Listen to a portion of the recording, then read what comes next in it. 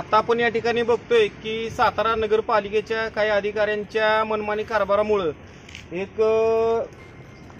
देशी जातीचा खून, जे देशी गोवंश मारण्यासाठी बंदी आहे किंवा कत्तलीसाठी बंदी आहे, अशा गोवंशाला सातारा नगर परिषदेच्या काही अधिकाऱ्यांच्या सांगण्यावरनं एका संस्थेनं त्यांना काय कसलं तरी इंजेक्शन देऊन इथं हा बैल मारलेला आहे, उपचार करतो असं सांगून त्या बैलाला मारलेला आहे। तरी ज्या अधिकाऱ्यांनी त्यांना सांगितलेलं आहे त्यांच्यावर गो हत्याबंदी कायद्याअंतर्गत गुन्हा दाखल करावा आणि ह्या प्रकरणाची सखोल चौकशी करावी अशी आमची मागणी आहे।